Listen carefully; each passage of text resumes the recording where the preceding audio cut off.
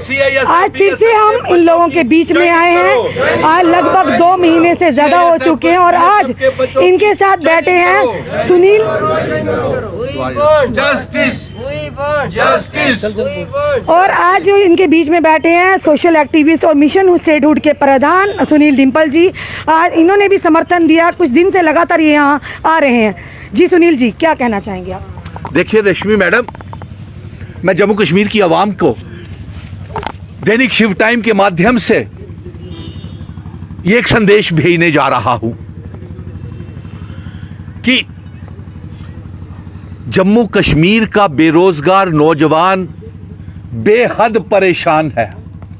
जो आप मेरे साथ यहां पे CISF BSF के बच्चों को देख सकते हैं, पिछले 2 महीने से मसलसल ये धरने प्रदर्शन भारतीय जनता पार्टी के कार्यालय के बाहर कर रहे हैं, लेकिन इनकी कोई सुनवाई नहीं कर रहा।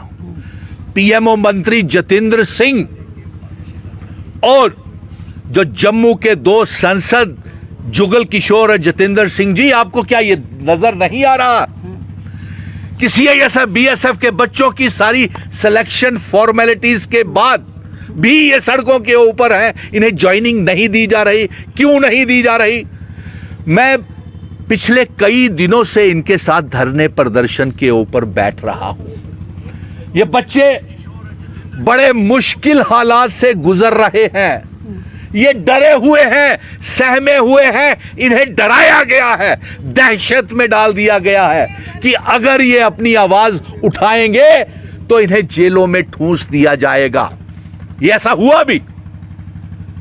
इस भारतीय जनता पार्टी के नेताओं ने इन्हें अंदर करवाया भी, और ये नरपिशाच राजनीतिक दल, ये नर पिशाच नेता, इन्हें नजर नहीं आ रहा कि ये मेरे बच्चे भूखे प्यासे 40 दिन से यहां पे बैठे हुए हैं, इनके पास खाने को कुछ नहीं है, इनका खाना छीन के ले जाते हैं, ये बारी ठंड में इनकी रजाइयां कंबल छीन करके ले गए, बारिश में इनकी तरपालें तक छीन के ले गए, नीचे बैठने की दरियां तक छीन के ले गए, पानी की बोतलें तक इनसे छीन ली गई और इन्हें डराया गया कि किसी तरीके से ये चले जाएं यहां से। लेकिन ये जाने वाले नहीं है।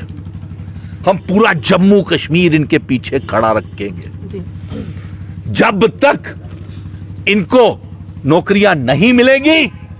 ये जम्मू के तमाम जिलों के लोग हैं, जम्मू डिस्ट्रिक्ट, सांबा, कठुआ, सरोर, बिलावर, बनी, बिसाली, डोडा, किश्तवाड़, भदरवा, तमाम इलाकों के लोग हैं, यानी कि दोनों संसदों के इलाके के लोग हैं। और सुनील जी, अभी हमने बात की रविंद्र राणा जी से, तो उन्होंने कहा कि पोस्टें जो कि 1356 थी पर 3300 बच्चों का मेडिकल लिया गया, पर जो मेरिट में है उनको पहले लिया गया। पर हमने ये सवाल किया कि अगर वाकई ऐसा था, आज तक भी ऐसा होता है, तो आज तक बच्चे धरना प्रदर्शन पे क्यों नहीं बैठे? क्योंकि इनके साथ वायदा किया गया था डॉक्टर जितेंद्र जी द्वारा कि आप पोस्टें क्रिएशन की जाएगी, पर अब वो हमने जब बात की कि वो उनसे आके मिले, क्यों नहीं कहा गया कि वो असम के इलेक्शन में देखिए व्यस्त हैं। ये इन बच्चों के साथ सिर्फ इन्हीं के साथ धोखा नहीं हुआ है, ये इन्हीं के साथ धोखा नहीं हुआ, मेरे जम्मू कश्मीर के तमाम नौजवानों के साथ धोखा किया गया है। आज मैं धरने के ऊपर इनके साथ बैठा हुआ हूं, इनके पास खाने के लिए कुछ नहीं है। मालूम है ये कहां से खा रहे हैं? इन नर पिशाचों को पता लगना जरूरी है। जम्मू की जनता से मैं हाथ जोड़ करके कहता हूं, तमाम कारपोरेटरों को से भी और यहां के एक्स विधायकों से भी, एक्स विधायकों जागो, जो इस विधानसभा क्षेत्र के थे, मैं उनसे गुजारिश करूंगा, अगर आप अपने जम्मू कश्मीर के नौजवानों के साथ हमदर्दी रखते हैं और संजीदा हैं तो इनके खाने की व्यवस्था रोज करें। पर वो तो रविंद्र राणा जी कहते हैं हमें भी दर्द होता है देखकर, सिर्फ देखकर दर्द होता है, पर दर्द को महसूस नहीं कर पाते। अरे छोड़िए साहब, कैसा दर्द महसूस होता है आपको मेरे भाई? नहीं दर्द होता, दर्द होता तो इनके काम हुआ होता, दर्द होता तो PHE, PWD, PDD के डेली वेजर्स आज पक्के हुए होते, दर्द होता तो जम्मू कश्मीर के बजट में आपने इनके लिए कुछ ना कुछ रखा होता, दर्द होता तो रहबरे खेल टीचर जो आपके दफ्तर के बाहर 2 महीने तक बैठे रहे और उनको खाने को कहां से मिला? खाने के लिए नहीं था, गुरुद्वारे से और आजू बाजू के लोगों ने उन्हें खाने के लिए दिया। आज भी इनके लिए खाने की व्यवस्था मैं प्रयास कर रहा हूं, कोशिश कर रहा हूं, मैंने लाया है इनको। मैं इनके साथ बैठ के हम भी खाएंगे। यहाँ की जनता से क्या कहेंगे? सुनिए, और अगर जरूरत पड़ी तो 72 घंटे का समय मैं इनको दे रहा हूं, सरकार को। एलजी मनोज सिन्हा साहब, इनके बारे में सोचिए, क्या कर रहे हैं आप? आपको मालूम नहीं है कि ये किस दौर से गुजर रहे हैं? आपको मालूम नहीं है कि PHE, PDD, PWD, SPO, home guards और तमाम विलेज डिफेंस कमेटीज के मेंबर्स किस दौर से गुजर रहे हैं? आपको यह मालूम नहीं? आप कहते हैं कि यूनियन टेरिटरी बनने के बाद जम्मू कश्मीर के लोगों को बहुत फायदा हुआ। झूठ बोलते हैं, प्रधानमंत्री बोलते हैं यूनियन टेरिटरी बनने के बाद लोगों, जम्मू कश्मीर के लोग बेहद खुश है, नौजवान खुश है। क्या ये खुश है? आपने कहा नौकरियों के जन सैलाब आ गया, क्या यही जन सैलाब आया कि सारे का सारा नौजवान मेरे जम्मू की सड़कों के ऊपर है?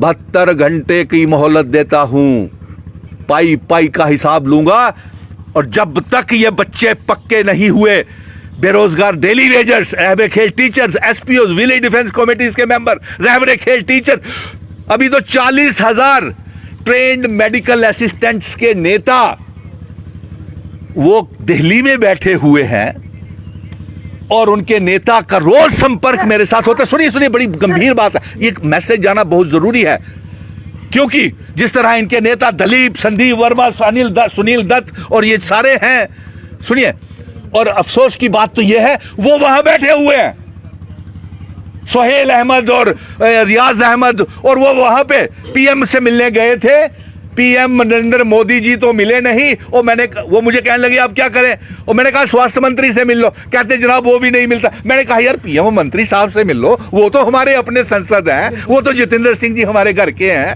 उनसे मिल लो। कहते कर करके देख लिया, 10 दिन हो गए जनाब, पैसा खत्म हो गया, कोई व्यवस्था करें। अरे सुनील डिंपल किस किस की व्यवस्था करेगा?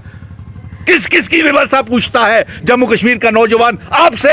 एलजी साहब पूछता है जम्मू कश्मीर का नौजवान प्रधानमंत्री नरेंद्र मोदी जी आपसे। जी सर, तड़पाओ नहीं, बहुत महंगा पड़ेगा दर्द। मैम, जैसे आप सबको मैं बताना चाहूँगा, आज जम्मू कांग्रेस के municipal corporators and general secretaries हमारे पास आए थे, जैसे गौरव चोपड़ा जी आए थे, तो उनको हमने एक मेमोरेंडम दिया है जो गुलाम नबी आज़ाद साहब जी के नाम है, तो उन तक अगर वो आए तो लोग ये भी कह सकते हैं भाजपा के ये कांग्रेस ही बैठे हैं लड़के। देखिए ना मैम, अगर हमारा काम हम भाजपा से उम्मीद लगाए बैठे। देखिए मैम, जैसे आपने बोला कि ये बोलेंगे कांग्रेसी यहाँ पे बैठे, हम पे इल्जाम है कांग्रेस के लगे, तो मैम एक ही बोलना चाहेंगे, हमने किसी को पर्सनली थोड़ी बुलाया कि आप हमारे पास आइए। वो हमारे पास आए हैं, क्यों आए हैं? क्योंकि सरकार ने, भाजपा सरकार ने उन्हें मौका दिया है। अगर ये काम नहीं करेंगे, ओपोजिशन तो काम करेगी ना। वो उसका काम क्या है? ओपोजिशन का काम, अगर कुछ गलत हो रहा है तो उसको देखा जाए, उसको अपोज किया जाए। तो वो हमारे पास इसीलिए आए थे कि हमारी प्रॉब्लम्स को सुने, तो हमने उन्हें एक मेमोरेंडम दे दिया, क्योंकि हमारा काम, हमारे पास जो भी आता है हम उसे मेमोरेंडम देते हैं कि हमारी कोई हेल्प करे। हम यहाँ पे पॉलिटिक्स खेलनी है, बच्चों को अपना फ्यूचर सिक्योर करना और फौज में जाना है। तो हमने आज़ाद साहब के नाम एक मेमोरेंडम टाइप करके उनको दे दिया है, तो आज़ाद साहब तक वो पहुंचाएंगे। तो हमें उम्मीद है कि आज़ाद साहब जी हमारी मांगों को आगे लेंगे मोदी साहब तक, तो कहने के हमारा काम होगा। क्योंकि हमने देखा था कि जब उन्होंने रिटायरमेंट ली थी तो मोदी साहब ने पार्लियामेंट में उनसे कहा था कि आपको जम्मू कश्मीर में कोई भी काम होगा तो मैं आपकी मदद करूंगा, और आंसू भी आए थे उनकी, आंसू भी आए थे, बहुत इमोशनल हुए थे। तो छवि रही होगी जिसकी वजह से प्रधानमंत्री जी की आंखों में आंसू। देखिए मैम, मैं डोडा से हूँ, हमारे गुलाम नबी आज़ाद साहब जी भी डोडा से हैं, मैं भी वहीं से हूँ जहाँ से वो हैं। तो उनकी छवि ऐसी है ना मैम, वो एक बहुत बड़ी पर्सनालिटी, उन्होंने काम किया ग्राउंड लेवल पे। मैं खुद डोडा से हूँ, हर एक स्ट्रक्चर, हर एक इंफ्रास्ट्रक्चर। अभी तो कह रहे थे रविंद्र राणा जी कि जम्मू कश्मीर की जनता बहुत खुश है। मैम खुश है, आप ग्राउंड में आइए, इनको बोले एसी में ना बैठे, अंदर गाड़ियों में ना घूमे, एक बार ग्राउंड में जाइए। बच्चे क्या हैं, लोग क्या कर रहे हैं, लोग धरनों पे बैठे हैं, क्यों बैठे हैं? क्योंकि उनके हक नहीं मिल रहे हैं। भर्ती के, आपने मैम आज तक कभी देखा कि भर्ती के लिए किसी ने धरना दिया?